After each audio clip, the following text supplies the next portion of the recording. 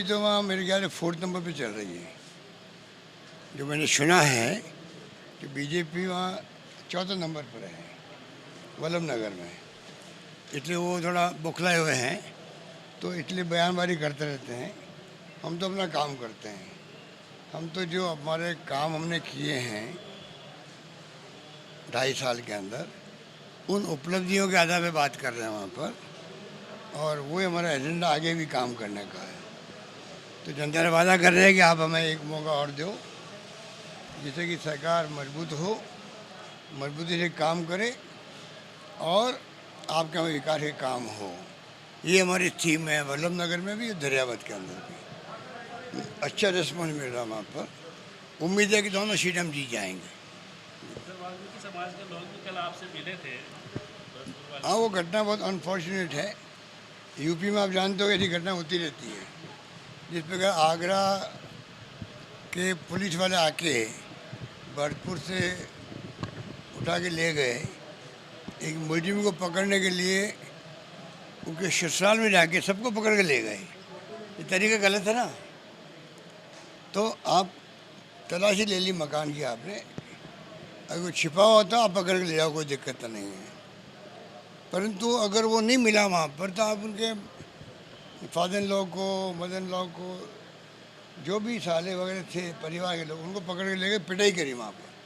बहुत अनफॉर्चुनेट है। मैं सोचता हूँ कि मुझे लिखना चाहिए पत्र मुख्यमंत्री यूपी को भी, और आईजी को मैंने कहा आप पूरी बात पहले लिख के भेजे हैं कि वास्तव में हकीकत क्या क्या हुई है। ठीक है, आपने दौरा भी किया जो अभियान के तहत, किस तरह का लगा सर? काफ़ी काम अभी करने की जरूरत है। अच्छा अभियान चल रहा है, गाँव के पर्सन गाँव के संग अभियान मैंने देखा कल।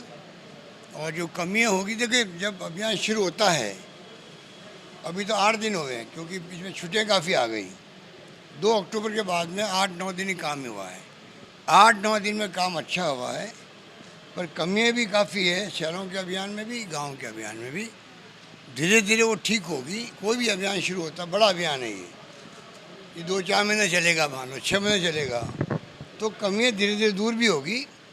पर अधिकारियों में, कर्मचारियों में ये भावना है कि हमें कुछ काम करके दिखाना है, और हम सबका कर्तव्य भी है, जो हम पब्लिक सर्वेंट कहलाते हैं, उन सबका कर्तव्य है कि वो लोग, गांव वाला हो, किसान हो, मजदूर हो, कोई वर्ग का व्यक्ति हो, उसको राहत देने का काम का एक अवसर मिला है कैंपों के माध्यम से। वैसे तो रोज़ ऑफिस खुलते हैं, काम भी होते हैं, पर कई लोगों को काफ़ी टाइम लगता है वहाँ पर काम करना। ये एक अवसर दिया है प्रेसिडेंट शहरों के संग और गाँव के संग अभियान के रूप में। अभियान के माध्यम से कई बार काम बहुत अच्छे हो सकते हैं। वो हमारा प्रयास है कि लोगों को राहत मिले। सर, कल आपने कहा कि मोदी सरकार अभी भी बाज नहीं आ रही है, लोगों पे जो विपक्षी है उन पे हमला कराने के लिए, चाहे विभिन्न एजेंसी। वो तो पूरे देश के अंदर जहाँ जहाँ चुनाव होते हैं, तो इनका एजेंडा है कि यही पहले मैसेज जाते हैं वहाँ पर अधिकारियों को, सीबीआई को, इनकम टैक्स को, ईडी को, किस प्रकार से आपको चुन चुन करके वहाँ पर मैसेज देना, लोग घबरा जाए। ये इनकी टैक्टिक्स है। जब से चुनाव जीत के आए हैं, तब से नई परंपरा शुरू कर दी, जो कि अनफॉर्चुनेट है, और लोगों में फिर भय होता है, और माहौल ऐसा बनता है कि सफोकेशन का माहौल बनता है, सफोकेशन का। तो आज जो इंडस्ट्रियलिस्ट हो, चाहे वो व्यापारी हो, सब लोगों में एक ऐसा माहौल बन गया। मोदी जी को चाहिए इस माहौल को दूर करे। अगर डेमोक्रेसी के अंदर अगर प्रेम और मोहब्बत होगी, भाईचारा होगा आपस के अंदर, कॉन्फिडेंस होगा सरकार के प्रति, तब जाकर के सुशासन होगा। मेरा मानना है कि इसमें ये सरकार, केंद्र सरकार फेल हो रही है। मोदी जी प्राइम मिनिस्टर है, सबसे बड़ी जिम्मेदारी उनकी है कि वो पूरा मॉनिटरिंग करे कि वास्तव में जो मीडिया में आर्टिकल आ रहे हैं, कुछ मीडिया वाले सच्चाई बता भी रहे हैं, कुछ मीडिया ठाकुरस्वादी बात करते हैं, इसलिए वो बता नहीं पाते हैं। मोदी जी खुश करने के लिए, जाने में अनजाने में, जो भी है दबाव के अंदर, इन सब बातों से हटके मोदी जी को चाहिए कि खुद मॉनिटरिंग करे और देखे कि वास्तव में हकीकत क्या है। हकीकत के आधार पर उनको फैसले करने चाहिए।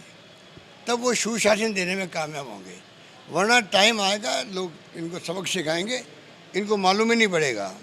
पहले ऐसा कई बार हो चुका है, कांग्रेस शासन में हो चुका है और बीजेपी के शासन में हो चुका। वाजपेयी जी थे तब भी, इंदिरा जी जैसी महान नेता थी, वो भी चुनाव हार गई थी। तो ये जनता किसी को बख्शने वाली नहीं है। जनता इस देश की बहुत समझदार है, अनपढ़ हो सकती है, कम पढ़ी लिखी हो सकती है, अकल होशियारी के अंदर, रॉबर्ट कॉमन सेंस के अंदर हिंदुस्तान की जनता का कोई मुकाबला नहीं दुनिया के अंदर। इसलिए मुझे विश्वास है कि ऐसे लोगों को अगर ढंग से अपने आप को सुधार नहीं किया, हम गवर्नमेंट में चलते रहे, किसान लोग बैठे हुए साल भर से, महंगाई बढ़ती जा रही है, पेट्रोल डीजल के दाम बढ़ते जा रहे हैं, करोड़ों अरबों रुपये इकट्ठे कर रहे हैं, बेरोजगारी बढ़ रही है, लोगों में नौजवानों में विस्फोट हो रहा है। एक तरफ राजस्थान देख रहे हो आप लोग, एक के बाद एक नौकरी लग रही है, रीट की परीक्षा भी हुई है, पटवारियों की हो रही है, कंप्यूटर शिक्षकों की होगी। आने वाले वक्त में लगातार यहाँ पर नौकरी लग रही है। और 2 करोड़ का वादा किया प्राइम मिनिस्टर ने, वो गायब है। तो जनता इन बातों को ध्यान में रखती है। कोरोना में जो लोग मजदूर चले थे पैदल सड़कों पर, लोग भूले नहीं है। देखिए राजस्थान में कोई मजदूर पैदल नहीं चला। शानदार कोरोना प्रबंधन हुआ, देश में दुनिया में तारीफ हुई। हमारे यहाँ के डॉक्टरों ने, मेडिकल फैसिलिटी ने, पुलिस वालों ने भी खाना पहुँचाने का काम किया, NGO ने, धर्मगुरुओं ने और पॉलिटिकल पार्टियों को बने का सबको, सब आगे आए और हम सब ने मिल कर के राजस्थान में उदाहरण पेश किया कि संकट के वक्त में, जब महामारी का संकट था, तो पूरे प्रदेश की जनता एकजुट रही। हमने ये बता दिया कि राजस्थान में किस प्रकार का जनता में संस्कार है, संस्कृति है, उसके हिसाब से हम लोगों ने आह्वान किया, उसमें हम लोग कामयाब हो गए। सर, कोयला और DAP के लिए तो आपने केंद्र पे दबाव बनाया था, कोयला और DAP के लिए काम। एक तो आज मिल गया पर्यावरण की स्वीकृति। आज मैंने सुबह बात करी है मुख्यमंत्री छत्तीसगढ़ से, बघेल साहब से। उनको मैंने कहा कि आपके वहाँ भी एक ऐसा ब्लॉक है, उसकी हमें स्वीकृति जल्दी मिले। उनसे हम नोट मंगवा रहे हैं कि भाई आप क्या सोचते हैं, क्या दिक्कत आ रही है आपको, हम केंद्र से बात करेंगे। तो मैंने आज सुबह बात करी है भूपेश बघेल जी से, मुझे उम्मीद है कि वो हल भी होगा। तो जितनी प्रॉब्लम पूरे उत्तर भारत में हुई थी राज्यों में, उसके मुकाबले में राजस्थान में हमने काफ़ी कुछ कंट्रोल किया और उसके कारण से कटौती बहुत कम हो रही है यहाँ पर। उम्मीद करते हैं भविष्य में भी हम लोग कामयाब होंगे। सर, एक कल ये फैसला किया कि घर घर जाके सदस्यता अभियान चलाएंगे और सरकार की योजना कांग्रेसी कार्यकर्ता पहुंचाएंगे। किस तरह रहेगा सर? जन जागरण अभियान का प्रोग्राम बहुत शानदार प्रोग्राम दिया। एक तरफ मेंबरशिप चलेगी, एक तरफ महंगाई को लेके अभियान है पूरे देश भर के अंदर। जो राहुल गांधी जी ने, सोनिया गांधी जी ने इस प्रोग्राम को दिया देश भर के लोगों के लिए।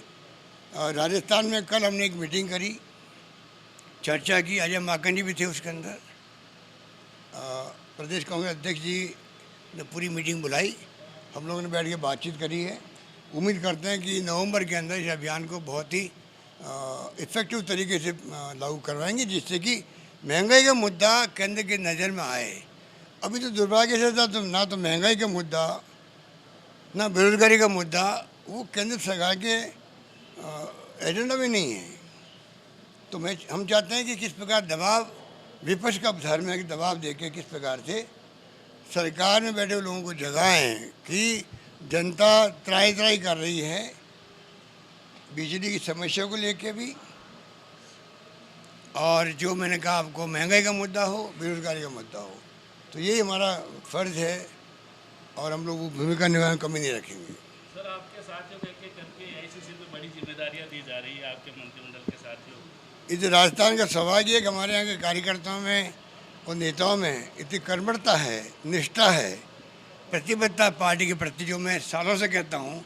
राजस्थान का एक अलग इतिहास है। मुझे याद है इंदिरा गांधी जी ने नई पार्टी बनाई थी, कांग्रेस आई बनाई थी 78 के अंदर 1 जनवरी को। 15 जनवरी को वो 15 दिन बाद में जयपुर आ गए।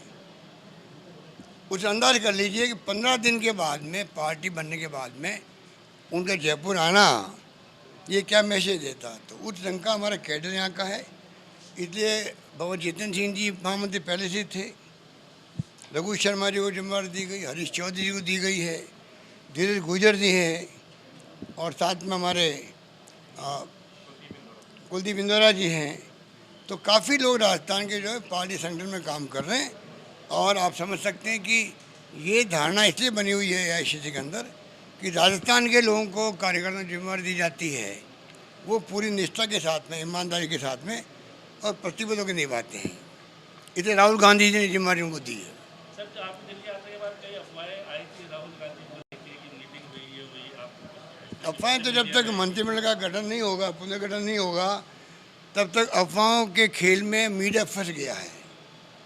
मीडिया जो है समझ नहीं पा रहा है, वो टेबल न्यूज़ बनाता कई बार। तो अब मैं उस दिन, वो कौन सी तारीख, 16 तारीख थी, 16 तारीख को मेरी कोई मुलाकात हुई नहीं राहुल गांधी जी से। जो हम लोग सुबह मिले थे वर्किंग कमेटी में, आई क्या जरूर हुआ होगा, बाकी मुलाकात कहीं नहीं हुई। शाम को तो सवाल ही पैदा नहीं होता है। मीटिंग हो रही है हमारी एक कमेटी की, जिसमें प्रियंका गांधी जी थी, KC वेणुगोपाल थे और अजय माकन जी थे। और जो स्टोरी मैंने पढ़ी अखबारों में, मुझे बड़ी शर्म आती है कि मीडिया कहाँ जा रहा है। अखबार वाले, ये राष्ट्रदूत की बात करूँ मैं, इनके मालिक जो पहले थे बुजुर्ग, उनका एक नाम था, और राष्ट्रदूत से कई लोग निकले हुए बाहर। आज़ादी के बाद में भी, पहले भी भूमिका थी इनकी, और इस रूप में निकले हुए हैं कि मैं समझता हूँ कि बड़े बड़े पत्रकार बने हैं। और वो राष्ट्रदूत जो धज्जियाँ उड़ा रहे, अपनी बेइज्जती करवा रहे पब्लिक के सामने, फर्जी न्यूज़ें प्लांट करवा रहा है। हेडलाइन में आती है न्यूज़ें, पहले मैं कई बार उदाहरण दे चुका हूँ आपको। ऐसा माहौल बनाते हैं प्रदेश के अंदर कि प्रदेशवासियों को खुद को लगता है कि उनको शर्म आती है कि ऐसा अखबार भी राजस्थान में है जो कोई दूर दूर का वास्ता नहीं हो तथ्यों में, तब भी न्यूज़ लगाते हैं वो लोग। इस प्रकार का जो इनकी हरकतें हैं राष्ट्रदूत की, इनके संपादकों की, इनके मालिकों की, मैं कहना चाहूँगा कि प्रेस काउंसिल ऑफ इंडिया को इसका कॉन्शियस लेना चाहिए, ध्यान रखना चाहिए कि राजस्थान में ऐसा अखबार भी है जिसकी कोई प्रचार संख्या नहीं है, फर्जी प्रचार संख्या बता रखी है, करोड़ रुपए उठा रहे हैं विज्ञापन के नाम पे, बिना शर्म के। कोई प्रचार संख्या नहीं है, मामूली काम पे छपती है, लाखों बताते हैं, और विज्ञापन की रेट उसी ढंग से फिक्स होती है, उठा रहे हैं, मज़े कर रहे हैं, और फिर ऐसी प्लांटेड न्यूज़ लगाते हैं। तो ये जनता देख रही इन बातों को भी। क्या न्यूज़ आई आप समझ सकते हो। 2 न्यूज़ मैंने पढ़ी उस दिन, मुझे किसी ने बताई कि ये देखिए किस प्रकार की हरकतें कर सकते हैं। राहुल गांधी किस प्रकार नाराज हुआ मुख्यमंत्री पर, किस प्रकार उन्होंने, उनका बॉडी लैंग्वेज थी, जैसे वो खुद ही बैठे हुए हो, मतलब पत्रिका राष्ट्रदूत वाले खुद ही बैठे हुए हो। महाभारत में संजय बताता है, वैसे महाभारत में संजय बताता ना, आपको देखा। हाँ ठीक कह रहे हो, महाभारत के संजय की तरह ही